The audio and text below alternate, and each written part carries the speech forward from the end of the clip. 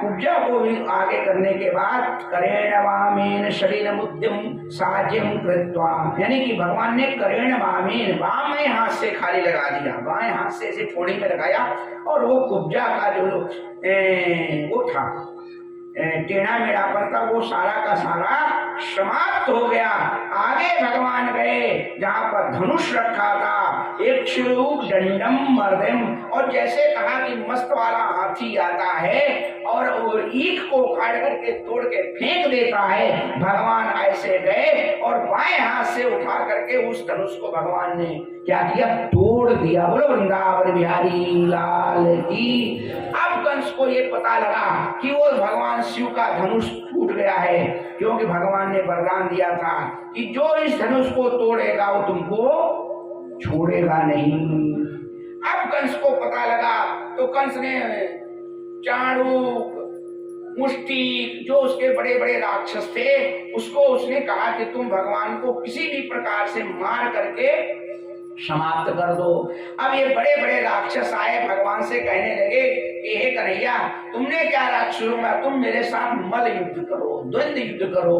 और भगवान ने क्या कहा कि तो सबसे पहले जो है एक कुबलया पीर नाम का हाथी था, मतवाला हाथी था, उसको छोड़ा गया। भगवान ने उसको जय सिया राम कर दिया। इस प्रकार से जब आगे बढ़े तो कौन आया, कहा मुष्टिक आया, चारूण आया और बड़े बड़े पहलवान आए। तो भगवान ने उनको सबको जो है मार करके किनारे कर दिया। अंत में जो ये जब चारूण आया तो चारूण ये भगवान का कंस का सेनापति था, तो उसने कहा कि तुम मेरे साथ मल युद्ध करो। तो भगवान ने कहा अपनी शकल को देखो क्या करके, तुम इतने बड़े मोटे मुस्टंडे हो और मैं छोटा सा हूँ, तुम मेरे मामा लगते हो, ये बताओ ये कहाँ का न्याय है। तो वो क्या कहता है, सुनो, कहता है तुम देखने में केवल छोटे हो, केवल आप देखने में से होते हो, तुम तो बलवानों में भी बलवान हो, ना बाल हो ना किशोरस, तुम ना बाल हो और ना किशोर हो, तुम छोटे नहीं हो। कहा तुम तो जो है इसे समर से भी होता है ना, देखने में छोटा रहता है लेकिन जमीन के नीचे कितना रहता है। कहा तुम समर से भी हो राम जी, ना बालो ना किशोरस तुम बलश्चा बलिनाम बरा, तुम ना बाल हो न किशोर हो, तुम बलवानों में भी बलवान हो। लीले भेव हदो तेना सहस्रम दुष्टा, तुमने बड़े बड़े राक्षसों को मार दिया है लीला कर करके, अब तुम मेरे साथ में द्वंद्व युद्ध करो। मच्छर चला गया, मच्छर उठने कोई बात नहीं, उसके को हड्डी होती है। बोलो वृंदावन बिहारी लाल की।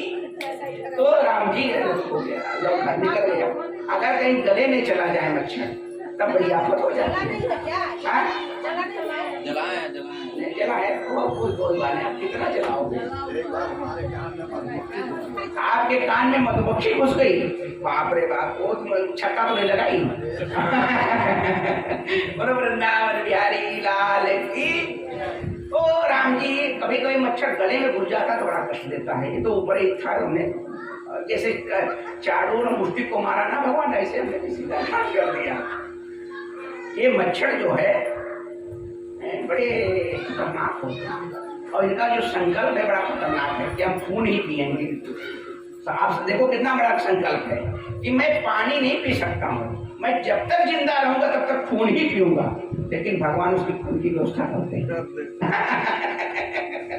अगर दाल चावल रोटी खाए तो सब खिलाए, एक जो डेंगू फैला ना ये मच्छर से ही फैला, समझे। तो इसका क्या वायरस बहुत खतरनाक है। बेचारे पंडित जी हमारे साथ आए थे, बताओ 3 दिन तक रहे और उनको डेंगू हो गया, तो क्या किया जाए।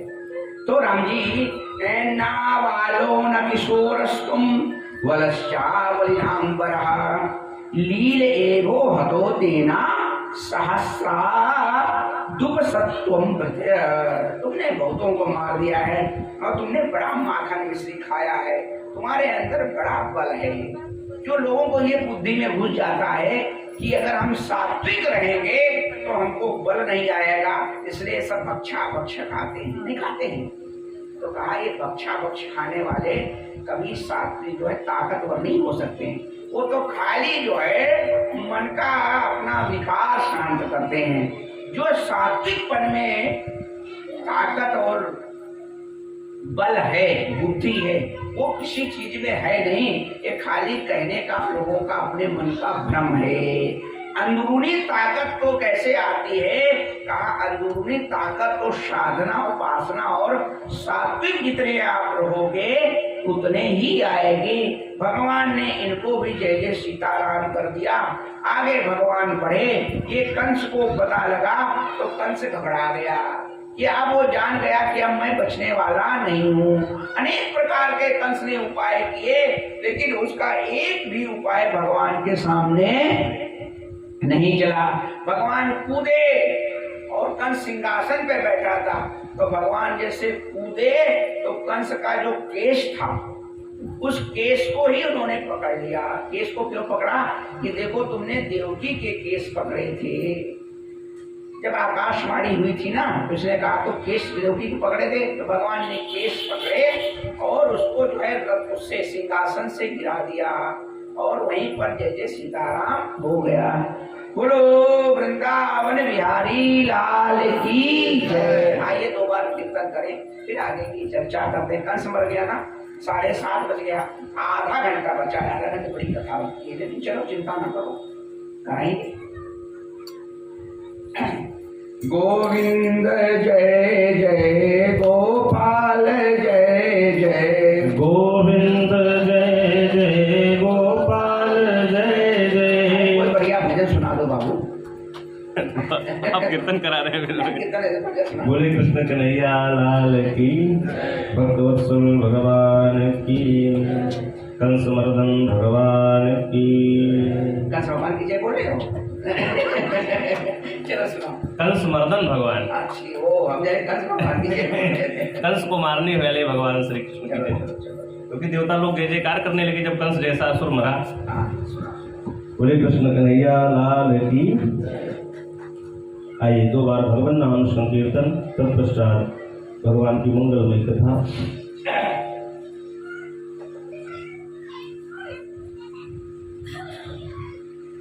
नाम भगवान का जो दिल से लिया करते हैं, उन्हीं भक्तों से प्रभु प्यार किया करते हैं। नाम भगवान का जो दिल से लिया करते हैं, उन्हीं भक्तों से प्रभु प्यार किया करते हैं। नाम भगवान का जो दिल से लिया करते हैं, उन्हीं भक्तों से प्रभु प्यार किया करते हैं। नाम भगवान का जो दिल से लिया करते हैं, उन्हीं भक्तों से प्रभु प्यार किया करते हैं।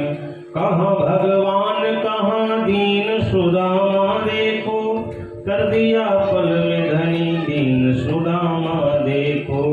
कहाँ भगवान कहाँ दीन सुदामा देखो, कर दिया पल में धनी दीन सुदामा देखो। दीन से दीन को, दीन से दीन पे सब भार दिया करते हैं, उन्हीं भक्तों से प्रभु प्यार किया करते हैं। नाम भगवान का लिया करते हैं, उन्हीं भक्तों से प्रभु प्यार किया करते हैं। गिद्ध को तार दिया तर गई कुबरी देखो, नीच गणिका को तार तर गई सबरी देखो। गिद्ध को तार दिया तर गई सबरी देखो, नीच गणिका को तार तर गई कुबरी देखो। नीच से नीच को प्रभु तार दिया करते हैं, नीच से नीच को प्रभु तार दिया करते हैं। उन्हीं भक्तों से प्रभु प्यार किया करते हैं। नाम भगवान का दिल से लिया करते हैं, उन्हीं भक्तों से प्रभु प्यार किया करते हैं। पाप पृथ्वी पे अधिक जब कभी पड़ते देखा, कष्ट भक्तों पे अधिक जब कभी पड़ते देखा। पाप पृथ्वी पे अधिक जब कभी पड़ते देखा, कष्ट भक्तों पे अधिक जब कभी पड़ते देखा। लेके अवतार लेके अवतार दुख उतार दिया करते हैं, लेके अवतार दुख उतार दिया करते हैं। उन्हीं भक्तों से प्रभु प्यार किया करते हैं, नाम भगवान का जो दिल से लिया करते हैं।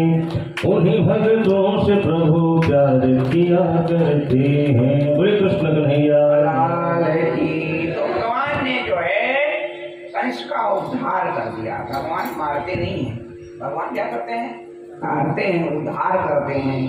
तो भगवान ने जो है, भगवान भक्तों का ही उद्धार नहीं करते हैं, भगवान राक्षसों का भी उद्धार करते हैं। भगवान ने उद्धार किया और भगवान ने जो कंस के अन्य भाई थे उनका भी भगवान ने, कंस के 4 और भाई थे उनका भी उद्धार किया। कंस की 2 पत्नियां थी, उनका क्या नाम है? अस्ति और प्राप्ति। ये जो अस्ति और प्राप्ति हैं, इन्होंने बड़ा करुणा क्रंदन किया और करुणा क्रंदन करने के बाद में ये जो है अपने पिता के घर चली गई। इधर तो कंस की लीला समाप्त हुई और भगवान ने जो अपने नाना हैं उग्रसेन जी को, उनको क्या किया? राजगद्दी पर बैठा दिया। राजगद्दी पर गोविंद ने बैठा दिया। आज जो है राजगद्दी पर बैठा करके उग्रसेन जी को अपने जो है माता पिता और सबको भगवान ने आकर के प्रणाम किया। क्योंकि भगवान भी शिक्षा देते हैं कि यदि आप जो अपने श्रेष्ठ लोगों को प्रणाम करोगे वो आपको आयु वृद्धि हो जाएगी। अभिवादन शीलस्या, जो अभिवादन नित्य करता है, अभिवादन शीलस्या नित्यो वृद्धोपसेव्या चत्वारि तस्य वर्धन्ति। क्या क्या? आयु, विद्या, यशो और बल। उसको यश में वृद्धि होती है, उसके बल में वृद्धि होती है। भगवान ने जो है अब सबको प्रणाम किया और आप लोगों को भी अपने घर में जो छोटे छोटे बच्चे हैं उनको संस्कार देना चाहिए। उनको टाटा बाय हेलो ना सिखाओ, उनको प्रणाम करना सिखाओ। कथा सुनने का मतलब है कि उनको भी आप संस्कारवान बनाओ। आजकल क्या ये जो नए नए स्कूल चल गए ना, तो उसमें बड़ा वो हो गया जा करके। लेकिन बच्चों को ये आदत डालो कि स्कूल जाए तो घर भर को प्रणाम करके जाए, नित्य सूर्य अर्घ दें, हनुमान चालीसा सिखाओ। तो उनके अंदर संस्कार जब आएंगे तो वो संस्कार आपको भी अच्छे लगेंगे, अगर कोई बाहर से आएगा तो उसको भी अच्छे लगेंगे और उनका भी विकास होगा, उनका भी विकास होगा जाकर के। राम जी, इस प्रकार से बच्चों को संस्कार के अनुशासन में यदि बांध कर रखोगे तो बच्चा आपके हाथ में रहेगा। अगर अनुशासनहीन हो जाएगा तो फिर सीताराम हो जाएगा। इसलिए बच्चों को संस्कार के अनुशासन में अनुशासित रखना ही चाहिए। राम जी, तो भगवान ने क्या किया कि प्रणाम किया, आशीर्वाद दिया और बड़ी इसके बाद में आज भगवान कहते हैं 11 वर्ष 56 दिन के हो गए हैं। कितने? 11 वर्ष 56 दिन के कन्हैया हो गए हैं, लेकिन आज तक इन्होंने अपने माता पिता को नहीं देखा था। आज देवकी जी जब के पास में भगवान गए तो देवकी जी ने अपने लाला को जो है गले से लगा लिया और माता ने अपने वात्सल्य के आंचल में अपने दोनों बच्चों को छुपा लिया। इस प्रकार से जो है सारे जो ब्रजवासी आए थे वो ब्रज को वापस भगवान भेज दिए। कैसा है कि अब जाकर के तुम लोग ब्रज में रहो, कुछ दिन हम जो है अपनी माँ के साथ में रह करके और फिर बहुत शीघ्र ही जो है आएंगे। तो ब्रजवासियों ने कहा कन्हैया कि हम बहुत शीघ्र नहीं समझते, हमको ठीक भाषा बता दो, तुम आओ नहीं कहो। तो भगवान ने कहा कि मैं परसों आ जाऊंगा। भगवान ने क्या कहा कि हम परसों आ जाएंगे। अरे परसों कभी आता है? परसों कभी आता नहीं। भगवान ने कहा कि हम परसों आ जाएंगे, परसों को बिताई दियो परसों।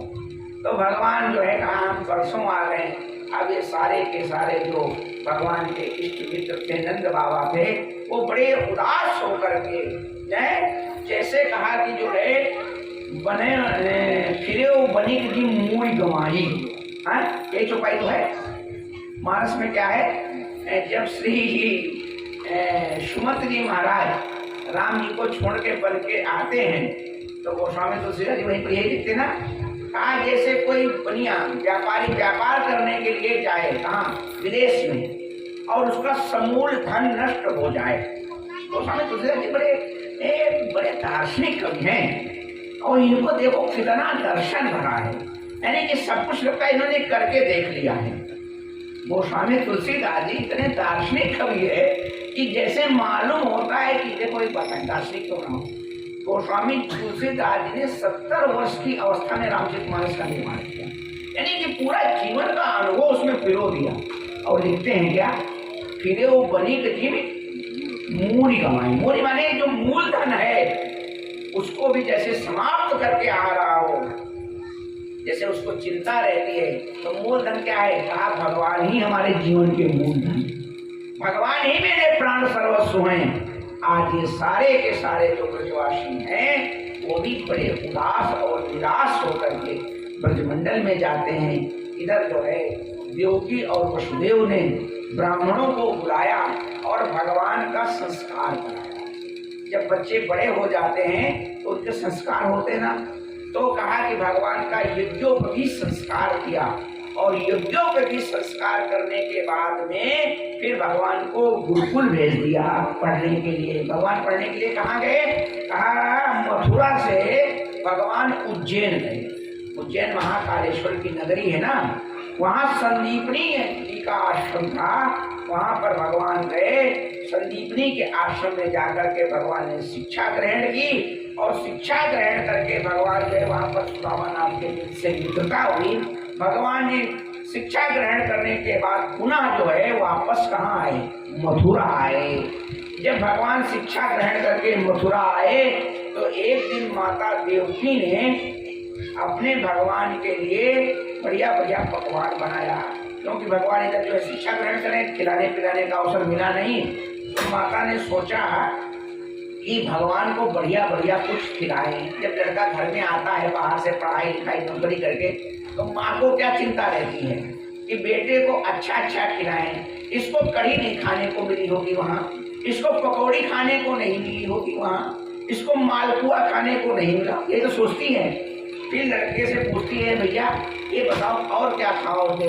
तो माँ को हमेशा जो है बच्चे के खाने की चिंता रहती है, बच्चा कहीं भूखा तो नहीं है, इसको ये चीज पसंद आती, इसको बना के खिला देते हैं। अनेक प्रकार के पकवान जो है। अब माता देवकी को तो पता नहीं थी भगवान को क्या क्या पसंद है, तो अपनी बुद्धि लगा करके इन्होंने खूब कचौड़ी पकौड़ी खीर सब कुछ बनाया, और बनाने के बाद में एक अच्छे से थाल में सजा करके भगवान के कक्ष में गई। और जैसे भगवान के कक्ष में वो थाली रखी तो भगवान भोजन नहीं किए, भगवान उठ करके रोने लगे।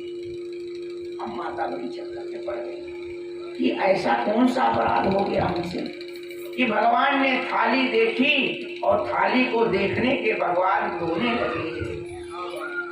तो श्री देवकी जी ने कन्हैया से पूछा कि लाला हमें तो पता नहीं तेरे को क्या पसंद है, अगर कोई चीज ना पसंद की हो तो आप उसको निकाल दो, अगर कोई मन में कष्ट है पीड़ा है तो आप बताओ। तो भगवान के जो आंसू थे वो रुकने का नाम नहीं ले रहे। उसी समय जो है श्री उद्धव जी महाराज आ गए। श्री उद्धव जी महाराज आए तो कहा कन्हैया कन्हैया। तो माता ने कहा उद्धव जी, जब से कन्हैया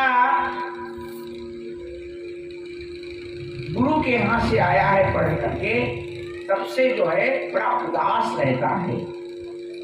आज मैंने इसके खाने के लिए पकवान बनाए, माखन मिश्री दी, और जैसे मैंने इसके सामने रखी थाली तब से ये रोता ही जा रहा है। मैं कुछ पूछ रही हूँ तो इसको कुछ बात समझ ही नहीं आती है। उद्धव को अपनी ज्ञान पे बड़ा घमंड था। ये जो उद्धव जी क्या है, कहा कि ये जो है बृहस्पति के शिष्य हैं और इनको अपने ज्ञान पर बड़ा अभिमान था। तो राम जी उद्धव ने कहा कि माँ तू चिंता मत कर, मैं जो है अभी जो है भगवान को समझाता हूँ।